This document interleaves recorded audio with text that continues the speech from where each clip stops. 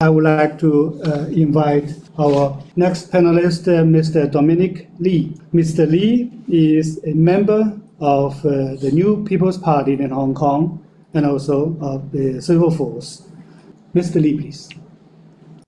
As a native Hong Konger, born and raised here in Hong Kong, today I just want to share with you what I think about this legislation and some of the results we have seen this past year.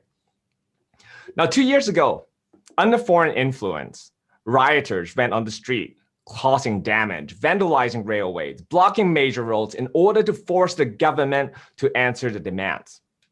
Now, don't get me wrong. Peaceful assembly and demonstrations are most welcomed in Hong Kong, where our freedom of expression is being safeguarded by our mini constitution, the Basic Law. It only became a problem when peaceful assemblies escalated into violent ones, where average citizens who disagree with the rioters' demand were basically beaten up, were burned alive, and even stoned to death. Businesses that do not agree with the rioters have petrol bombs thrown at them. So they got stored, got ransacked, got destroyed. The people of Hong Kong lived in fear for almost 1 whole year. And these are the truths, the reality that the Western media are not telling people about. It is really not until the National Security Law came into force last June, after the enforcement agency is equipped with the legal basis for cracking down on those illegal activities, that our beautiful city slowly went back to its peaceful form. Citizens of Hong Kong now feel safe to go out and not have to worry about being attacked, being hijacked, or burned or killed, just because you share a different political stance. And companies now today are free to conduct business without worrying that the political stance will cost them financial losses. So, as a Hong Kong citizen and as an entrepreneur, the National Security Law has only made our life better. When we take a look at the situation in the United States, the American government adopts a gross double standard in legislation related to national security.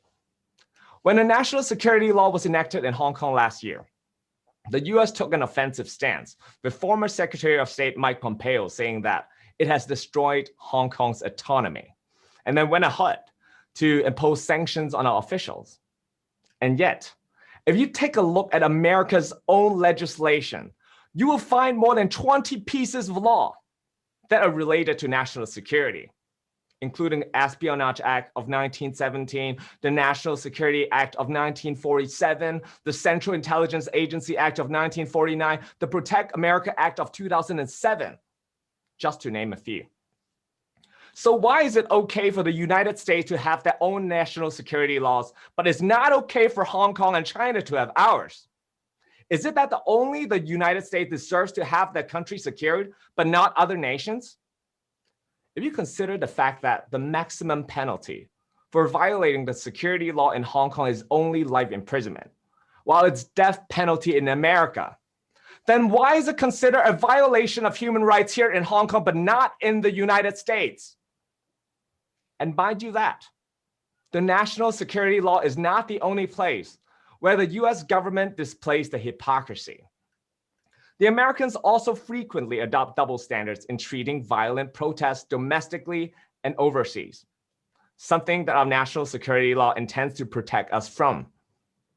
Just back in 2 years ago, in 2019, when rioters stormed the legislative body of Hong Kong, causing damage and attacking the police who were completely restrained, the US House Speaker Nancy Pelosi called it a beautiful sight to behold. And yet, on January 6th of this year, when Trump supporters stormed the Capitol Hill in similar fashion, Pelosi called it an assault made on our democracy and an instigation to violence. So how can two events that are so alike of each other generate such a different response from that same person? And how can Pelosi make no comments about Americans' police brutality when the Capitol Police shot and killed a 35-year-old female protester? Her name is Ashley Babbitt, who was unarmed and doing absolutely nothing to threaten the officer at the time.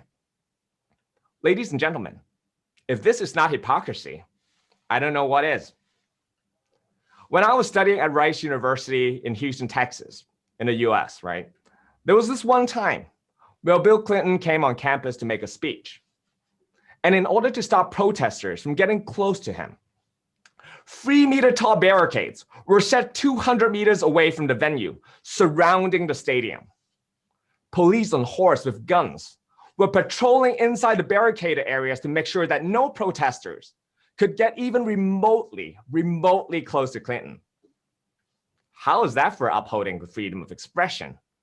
And how is that for upholding the freedom to peaceful assembly? Here in Hong Kong, our police would have never done the same. In recent years, the American administration has failed in addressing some of the most important issues in their own country. The failure in combating COVID has caused over 600,000 lives to be taken away. And their failure in addressing racial discrimination has led to African Americans being killed by white police and Asian American women being assaulted randomly by Caucasian males. So why is the American government so consumed with legislation in other countries, but fail to make laws that protect minorities in their own country and eliminate racial discrimination? And why is the American government so consumed at supporting rioters overseas, but fail to address the demands of local Americans, leading to local protests like Black Lives Matter? And why is the American government so consumed with interfering with other countries' internal affairs instead of spending time fixing their own? So, American politicians, please mind your own business. Look into your own problems before pointing fingers at others. Because China is no longer the same nation that you bullied 120 years ago. And you have no right, absolutely no right, to speak to us from a position of strength. Thank you. Thank you, Mr. Lee. Thank you, Dominic Ni.